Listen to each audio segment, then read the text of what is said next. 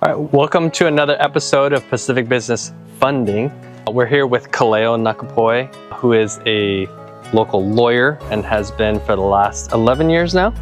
And we just helped him restructure some financing, and we got you some lines of credit as well.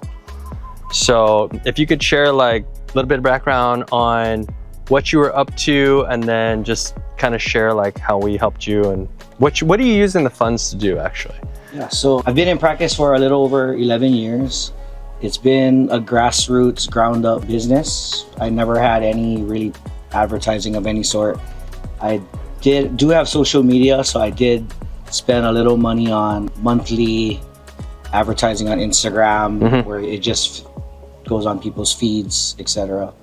But this last year and into 2025, my main push was to expand my reach and really use or find financing first to be able to expand my practice. And then I met you. Yeah, and we met through the Inspire Collective group. I think it was like a lunch or something like that. Yep. And yeah, it's really great meeting people through that group because it's a little bit pre-vetted. Right. And can I share that story? Yeah, for sure. So the cool part is 808 Puffs is a famous truck in the West Side. I used to go to them all the time in Makaha when they were parked on the side of the road. And Pizza Hut down the road from my house got empty. It was sitting for a minute, and then I see a sign go up and renovation started, and I notice it's 808 Puffs. And then I see a promotional type video where you ended up helping them with financing. So I actually had you about 2 months before we met, saved in my calendar, call Pacific Business Funding, weekly reminders, never come. And at this Inspire Collective event, we were sitting on the same table. And that's how I knew it was meant to be, and how weird it worked. That I didn't call you for 30 to 60 days, but you sat on the table I was at for no reason other than purpose, I guess. Yeah. Prior ways I used funding sources through mentorship, friends, was personally. And so what I would normally do is do a line of credit on my house or cash out refi. And those are fine alternatives, and you get to use the equity from your property. But what I liked most about your method was it doesn't impact the personal credit, which I was getting slammed every time. And two, it was about time to use my business that has existed for so long and has a great history. I did have personal loans through the business, but never purchased a business car, never leased a business commercial space. And so really all the experience I had was taking out little lump sums of money from the bank and just using it for printers, computer, furniture. Yeah. And so your method actually helped me look at my business in a different financial lens and finding finances that doesn't impact my credit so much. The perspective shift is what I get is that it's a lot of the times it's bigger than the financing itself, because it elevates you to a different level or a different way of thinking, where you're thinking a little bit bigger. Like, okay, now I have this, like what else is possible? Like where can I go from here to actually like expand the business out, because I do have funding available ready to go. Right. And the good thing too is we started conservative. So I feel like we together took a conservative approach on how much lines I did and how much loans I did. But I think my credit score and my portfolio allows me to get much more.